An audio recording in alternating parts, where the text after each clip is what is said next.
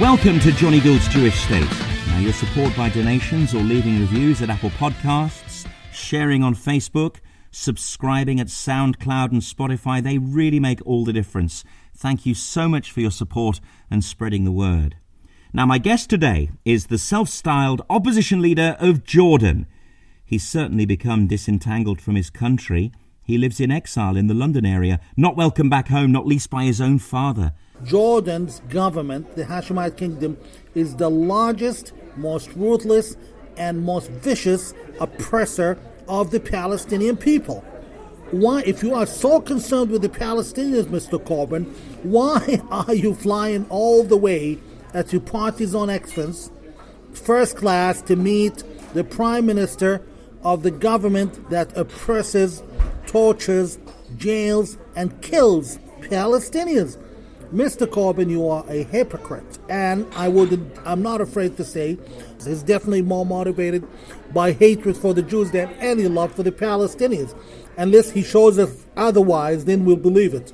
I had to meet Mudar Zahran at a secret location by his request. He's restrained to a certain extent by security considerations, although not particularly in fear, well, not at least when I met him. Before seeking asylum in the UK in 2010, Zahran was serving as the Assistant Policy Coordinator at the US Embassy in Amman. In 2014, he was indicted by a Jordanian military court on 4 separate charges against him: inciting hatred against the regime, sectarian strife, and insulting the king, as well as the security services. Now, according to the Jordanian newspaper Al-Khad, Zahran's social networking sites carried articles and phrases offensive to Jordan and his own people, the Palestinians. In February 2014, the Jerusalem Post reported that he'd been convicted and sentenced in absentia to jail with hard labour. 4 years earlier, he'd written an article in the Jerusalem Post that described Jordan as an apartheid state in its treatment of the Palestinians. The article provoked an uproar of criticism by both Jordanians and Palestinians. And shortly after the article was published, Mudar sent a letter of apology through Amman News after his father Adnan threatened to cut off relations if the former wrote anything else. His parents were born in Jerusalem and moved to the West Bank when it was under Jordan's control before 1967, and he lays it to me straight. He is politically for Brexit, for Boris Johnson and Donald Trump.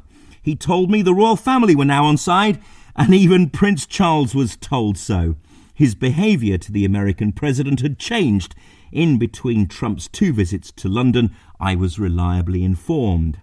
Now, Mudar hasn't got much truck for the current Hashemite king, Abdullah II of Jordan, who he comically called King Fakakta. That's Yiddish for crappy. And when I asked him how he knew that word, he said he was educated and brought up in Manchester, New Hampshire, among Jewish friends. Now, in my podcast featuring Lynn Julius, she told me, quotes, "I've yet to meet or hear from any Palestinian who would publicly recognise the Jewish state."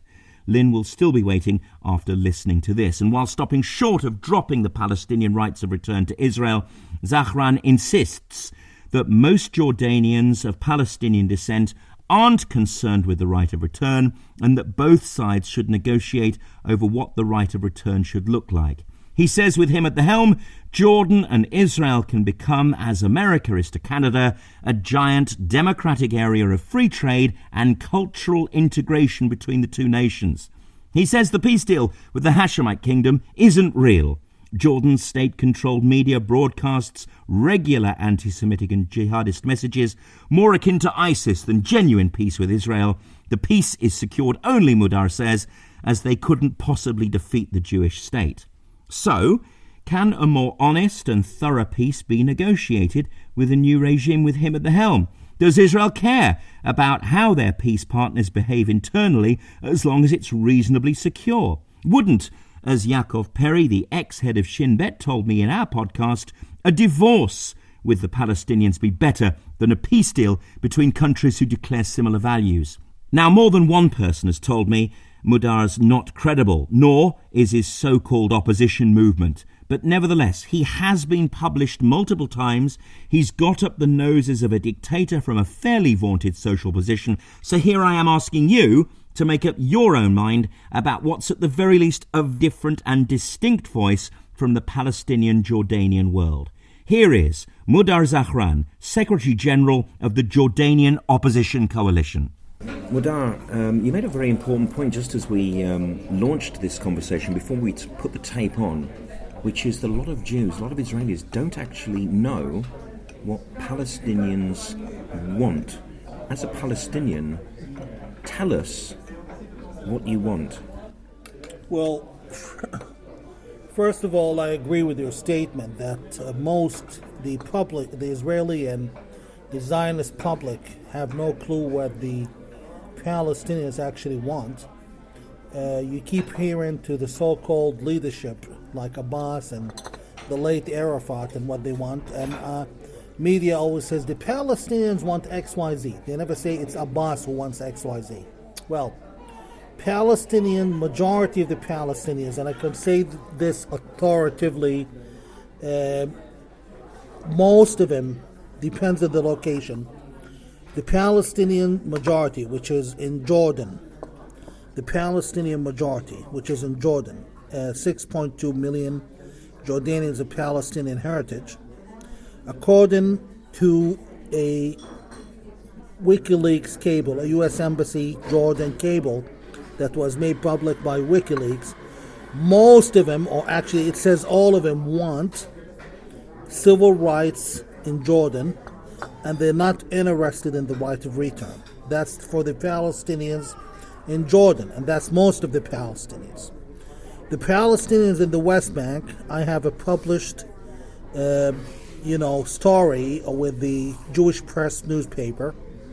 The Palestinians in the West Bank or Judea and Samaria, they want either Israel to return and take over, or they want the Palestinian Authority out at any cost. I can authoritatively say this with all comfort. They want Israel back.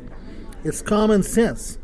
You keep reading those very juicy stories about Palestinian mothers who have vetted their children for jihad. But let's do the math. When there is an anti-Israel protest somewhere in the West Bank, somewhere, Bethlehem, how many children do you see out there? You'd be lucky to count 20, 50 at best. The old days, like for example the first and the second Intifada, some protests did attract up to 100,000, at least 20,000. This is no more. People have changed. The Palestinians are seeking dignity over identity, and the Palestinian refugees all over the Arab world are not interested in the right of return. This all leads us to one place. All roads lead to Jordan, Amman, where we already have a state, where we already are the majority, where we already get along quite nicely with the East Bankers, or what some of you call the Bedouins, because there's no genetic or personal or social difference. So, this is about just realizing the facts on the ground rather than the so-called experts' theories about solving the conflict. Which brings us on to the subject of the article that you wrote in 2010, which precipitated your probably permanent exile from Jordan, where you called your country an apartheid state. Well, the Hashemite kingdom is an absolute apartheid state. The Hashemite kingdom followed tactics which I definitely have read in Nazi literature. For example, I could never compare the suffering of the Palestinians anywhere near the suffering of the Jews, but they designate our passports and our documents with some sort of mark that distinguishes a Jordanian of Palestinian heritage against others.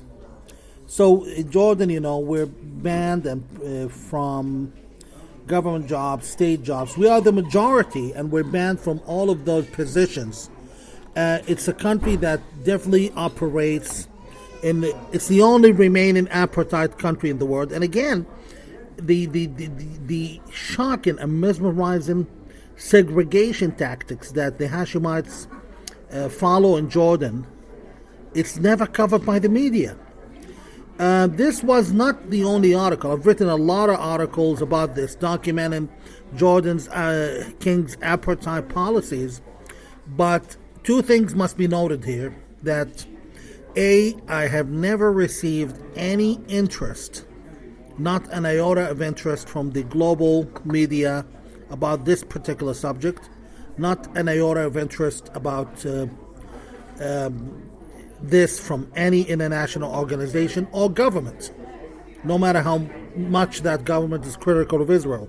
So again, it filters down to the fact that this is all about hating Jews rather than any love for the Palestinian. Another fact is what got me into basic trouble with the Hashemite kingdom is when I published an article, a very detailed and well-researched article in the Middle East Forum titled Jordan is Palestinian, in which I called for sustaining peace through facts on the ground rather than through myth, by basically recognizing Eastern Palestine, Jordan, as 78% of Palestine. And I've noted in that article that the only thing that's not Palestinian in Jordan is the royal family of 82 individuals. And once we have those gone, suddenly the whole game will change. So just to confirm, as a Palestinian, as a Jordanian in exile, you are happy to relinquish what is called the right of return, the UNRWA definition of millions of Palestinians to the state of Israel, which of course would lead to the destruction of the Jewish state. As I said before, I cannot relinquish that. I can definitely say that none of us could want it. Do you really think it's been this thing has gone now for 70 years? Do you really think that any of those 70 years of generations, people born of over 70 years, do you think any of them actually wants to return to Haifa and Tel Aviv and Bet Shemesh, where my native village is exactly opposite to Bet Shemesh? Anyways, the studies are out there. There are two studies, one by the U.S. Department of State, which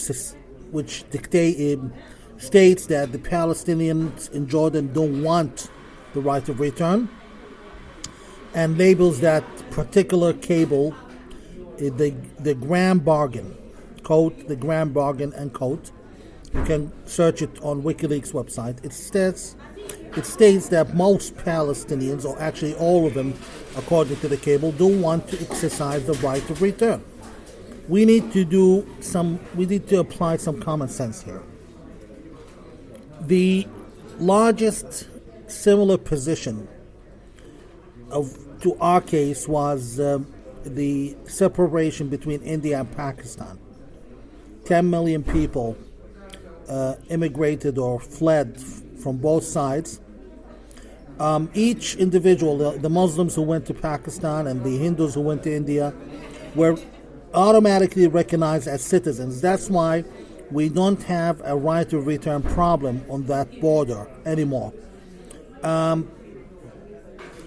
It is necessary that my country, Jordan, recognize its rights. All wars are unfair, and the results of wars are usually unfair. It's our right to return to our native villages and towns in British Palestine, but at the same time, if we want to open up that chapter, we're going to have 800,000 Jews and their descendants demanding to return to Baghdad, Morocco, and even worse, they're going to start demanding their money. Because they would never, ever go back to Libya and Iraq and Tunisia and Algeria, because they wouldn't be welcome and because there's a Jewish state. That's true, but again, it's an unfair situation. They were extracted by force from their countries and thrown into a new country which they did not necessarily want to be in Israel. That's a fact. It's unfair, the same way what happened to us as Palestinians was unfair. All wars are unfair, and the results of wars are usually ignored, and people move on. For some reason, the globalist world, powers in the world don't want to seem to let the Palestinians and the Israelis move on. They are telling me, a man who's never, even my father, he don't necessarily remember how Palestine looked like. They are telling us now in 2019 that we must return to liberate Palestine. It doesn't make sense, and it's basically a story, just a very, very similar to Santa Claus, the fairy tale, and Spider-Man.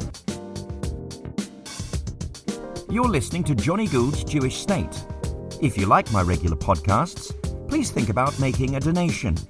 My podcasts are free, and I want to keep them free, and so donations really help me keep them that way. Head over to my donations page at www.patreon.com/Johnny Gould. Just bring you back to what you talked about with India and Pakistan, this transferal of population, the millions of Muslims who were in what is India today before 1947, and the millions of Hindus that were down in what is Pakistan today. Their transfer of population caused death and destruction. It caused a terrible civil war before the settlement of the two nations, and of course now there is tremendous tension between India and Pakistan, which comes and goes through the years. Now, of course, if that was to ever replicate itself, as you say, the globalists support, as you call them, it would precipitate probably the beginning of not just a regional conflict, but possibly a world war as well. Well, ironically, the globalist, figures around the world, they keep talking about World War III. Isn't it a coincidence that Jordan's king, you can definitely check his last 10 interviews. He has not been getting a lot of interviews lately. For the last 2 years, the media has become very reluctant to interview a man with such bad reputation. But that being the case, in the last 3 interviews he's had with the American medias, despite the fact that there are months in between them, he keeps mentioning World War III. What's this obsession with World War III? Why they keep describing the Arab-Israeli conflict as a prelude to World War III? What is it? What is it? What is this obsession with the conflict? Is it hatred for the Jews? Well, there's no question that anti-Semitism has been the sports of the globalist and the elite in many places. But this obsession with keeping the tension between the Palestinians and the Israelis, creating identities that are bogus in the area to sustain the problem. For example, I am a Palestinian. We definitely are different from the Kuwaitis. But are we different from our so-called Jordanian brothers? Are we different from them by any means of chance? So you see, this is a very coerced, well-planned, generously financed, and media-covered, in fact, the most media-covered conflict in the world. And again, we go down to the numbers. How many people have been killed in the Palestinian-Israeli conflict?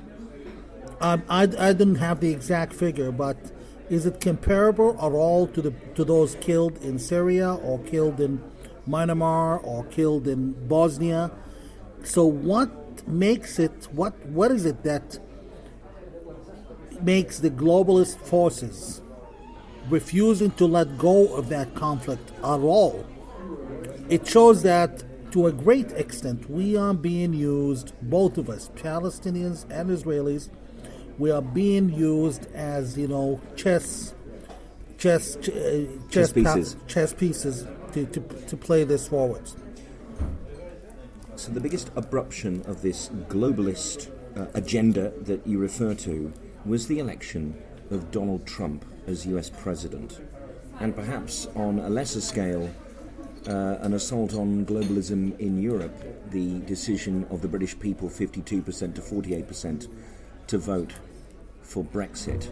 How far can Donald Trump go? First of all, he has to win a second term, but would you accept that actually he may have done more for the potential of reaching an end to the Israeli-Palestinian conflict with his decisions to move the embassy to Jerusalem and with his decision to kick the PL out of Washington and other such positions that he's taken in the conflict in his first few years as president?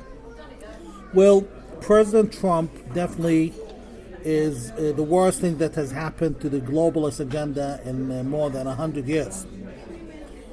President Trump's perception of the Arab-Israeli conflict, he said it, his view for a solution is based on reality on the ground rather than myth and theories created by so-called experts. And these are the president's words in the United Nations. So moves he's taken. One is, removing the PLO from America.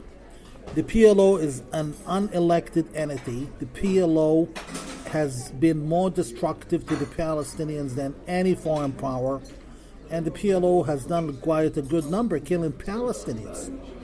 PLO is corrupt, and PLO was created and sustained for the purpose of sustaining the conflict. Think about it. 1973, around the time I was born, I think that around that time, Arafat addressed the United Nations. How on earth could a terrorist address the United Nations? How was he able to enter every single circle and place on earth that matters, including the White House? This is all. It would be absolutely naive to say that many Western forces are not an accomplice to what happened. And Trump is right in the wrong, and he is our man. He is, in my opinion, the Palestinians' man in the White House by refusing that. Speaking about Jerusalem, I can speak the facts because I have relatives there. They all want Jerusalem to stay with Israel so they can get the Israeli benefits and welfare, plus the economic opportunity. Evidence of that is a recent poll showed 70% of Arab Jerusalemites wants Jerusalem to remain with Israel. So honestly, Trump is doing what the Palestinians whisper in secret. So this explains a long way in this country why Jeremy Corbyn calls himself a friend of Hamas and Hezbollah. Can you try and explain, as an outsider to Britain, Mudar, even though, of course, you've lived here for some time, and I'm quoting part of Jeremy Corbyn's comments about Zionist irony with that question, can you explain to me how the Labour Party brought Corbyn into the Labour leadership election 3 years ago, and how on earth he won? How has this hard left takeover of Labour been allowed to happen? Well, my question to Mr. Corbyn, thank you, sir. You seem very interested and passionate about the rights of my people. But I just want to ask Mr. Corbyn, why would he fly to Jordan a few months ago, actually just a few months ago, to meet with Jordan's prime minister? Jordan's government, the Hashemite kingdom, is the largest, most ruthless, and most vicious oppressor of the Palestinian people.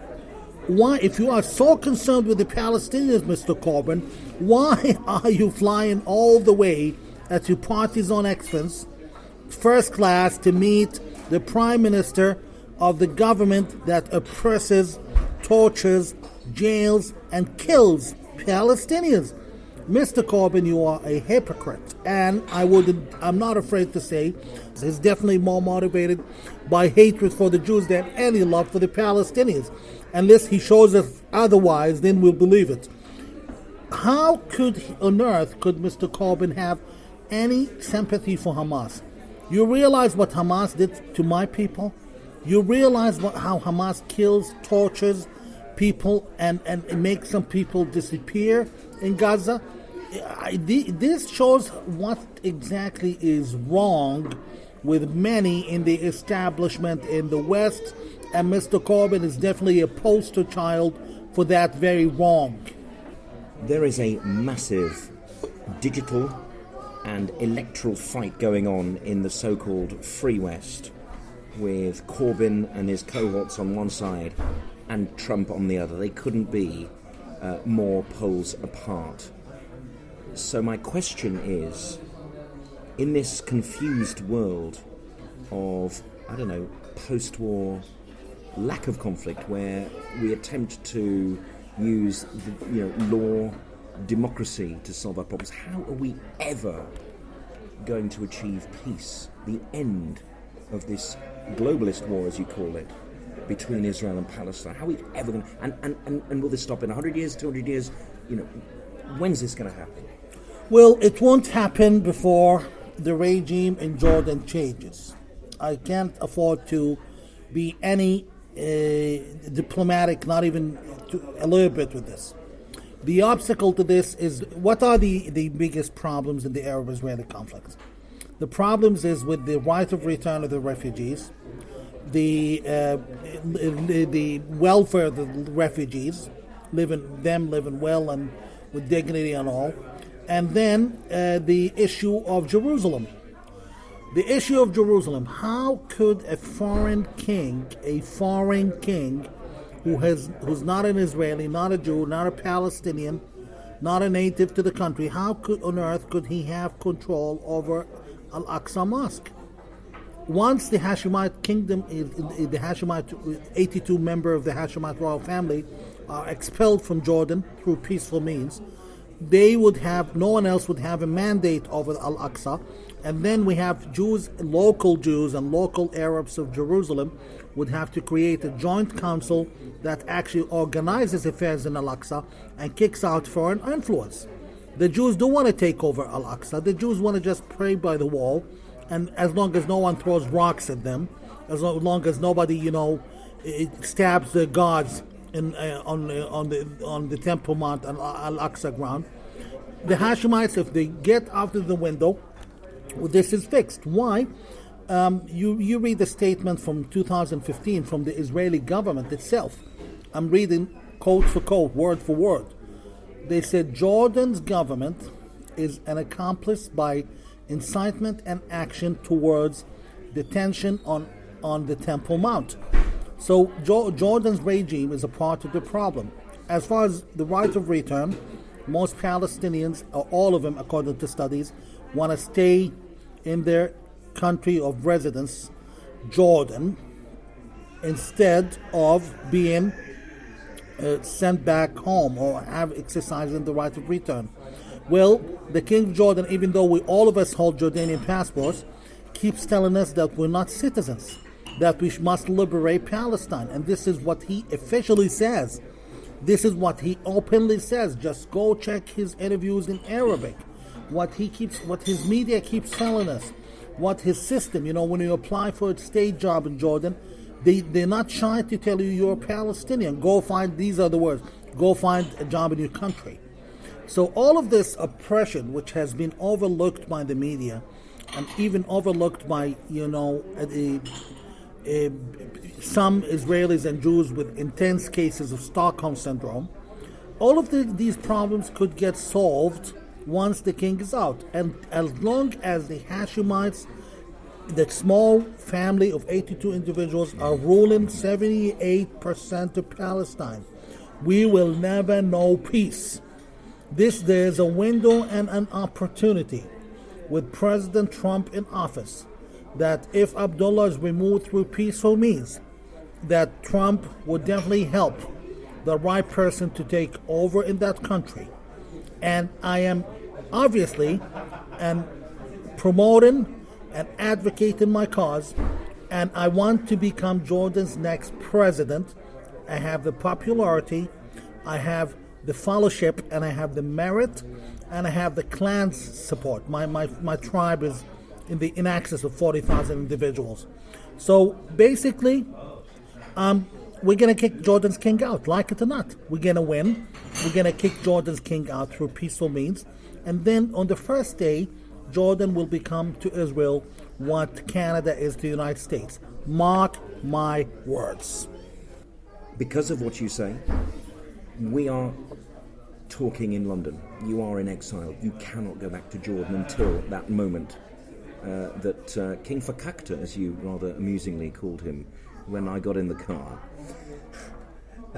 because of course you were tried in absentia for 4 separate charges: inciting hatred against the regime, sectarian strife, and insulting the king as well as the security services. And then just at the start of 2014, the Jerusalem Post reported that you'd been convicted and sentenced to jail with hard labour. Leaders of the opposition in free countries don't live 1,800 miles away. In free countries, exactly, sir. In free countries. In my country, leaders of opposition get killed. And here's the question. There are scores of opposition figures in Jordan. Why am I the only one who's been sentenced to life in prison by the king in a military court? Why am I the only one? Well, that definitely is my token and my evidence of influence and actually my merit. That said, Jews were in exile for 2,000 years plus, and they're back home. And, our prophet Muhammad was in exile. Charles de Gaulle was in exile before he liberated his country. I can tell you, you will live to see it. This is a process. This is like a chess game, not controlled by time. And we will win. And what helps me here are words from my great father. He's 71-year-old. Growing up, he used to teach me this. He used to tell me, son, speak in Arabic and think in Hebrew. And thinking in Hebrew, Jews are very patient people. I'm patient, I'm capable, and I know we will be successful. Can I ask you if your Jordan will be Canada to Israel's America, or the other way around, as you see fit? They both are pretty good nations to me. What are you going to do with your co-patriots who run Gaza, the Hamas terrorists, the Islamic Jihad terrorists, which will be part of your Palestinian constituency? Well, they don't want your version of peace. Hamas, again, all problems began with Jordan. Most of you don't understand how significant Jordan is to all of this. What is Hamas? What is Hamas? Hamas officially is, quote unquote, the Palestine chapter of the Muslim Brotherhood of Jordan. Hamas is controlled by the Muslim Brotherhood of Jordan. This is why Hamas keeps refusing truces and ceasefires, because the decisions come from Amman. This is no secret. This is something that's ABC knowledge to the intelligence agencies in Israel. I speak to some of them. They know this, but they're too embarrassed to tell you that publicly, that they are Jordan's Muslim Brotherhood in Hamas. And who controls Jordan's Muslim Brotherhood? Jordan Muslim Brotherhood is fully controlled by Jordan's king. I know some Jews, especially some American Jews, like so-called experts, who work in, places like potentially the Middle East Forum or others, would come and say, oh, this is a conspiracy theory. And you need just to maybe get an Arab-speaking person to do the Googling for you. I'm not asking you more than to Google the statements of the king and the statements of the Muslim Brotherhood in Jordan. He meets only with them. He refuses to meet with any opposition or any political movement in Jordan. He only meets with the Muslim Brotherhood. Muslim Brotherhood went as far as saying, and this is all documented, went as far as saying we support the king to the end. Muslim Brotherhood in Jordan, the Muslim Brotherhood to Abdullah, to King Fakakta, is pretty much like what the Ba'ath Party is to Saddam Hussein, or what in a more similar, in a closer analogy, it's pretty much like what the Tories are to Theresa May. The Muslim Brotherhood in Jordan is Jordan's king's party. They are the government's party. He never speaks against them, by the way. He never ever speaks against him. He refuses to ban him, refuses to shut down the offices. That's a completely different discussion. But if the snake's head, which is Muslim Brotherhood of Jordan, king's regime, if that's cut, Hamas is the snake's tail. Their finances come from Amman. Okay, Iran pays for the money, but finances come through Jordanian banks and Jordanian diplomats. And I say this again, through Jordanian bank and diplomats. Israel knows this. The command and control comes from Amman. So if you cut the head, that's it. The rest is just details. It's going to take some time for Hamas influence to wind down in Gaza, and we need to sustain the isolation of Hamas itself in Gaza, and eventually our people. The biggest and most important fact is Jordan will be a thriving country that has its doors wide open for Gazans to arrive and claim aliyah or citizenship upon arrival. So Jordan, and by the way, most people may not know, Jordan's current citizenship law or citizenship act says that all Palestinians are natural-born Jordanians. So basically, the king is not carrying out his own laws. One final question on current affairs in the slightly broader region. America is sending more reinforcements militarily to defend their positions in Iran in terms of for oil tankers. Iran's Revolutionary Guard shot down American drones. What should Donald Trump do with Iran? It's not a question of what will President Trump do. It's a question of when.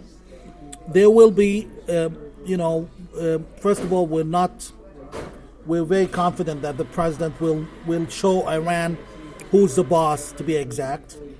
Let's remember that also on the brighter side, what Iran is doing is basically just, causing problems that are not of any significant magnitude. They are causing trouble, but they're not launching a war because they cannot launch a war. Could Iran ever arrest U.S. Marines like it did under Obama? Never. We're not expecting a war. Our sources in D.C. confirm that there could be a very decisive strike against Iran, but not a war and nothing of major magnitude. But I think Iran needs a couple slaps on the face to know who's boss. And again, it's the realm of the region. Unfortunately, most governments of the region, I don't care if it's Saddam Hussein, King Fakakta of Jordan, any of those people in the region, they would not actually take threats seriously until they've tasted some of it. So I think the president should give Iran a little taste of medicine, and things should go well after that. I can tell my Israeli and Jewish friends, plus our brothers and sisters in the Gulf, the Arab Gulf, that there will not be a massive war, so they do not need to worry. Mudar Zahran, thank you very much indeed. Thank you very much, and assalamu alaikum and shalom to all of your listeners everywhere. Alaikum salam. Assalamu alaikum.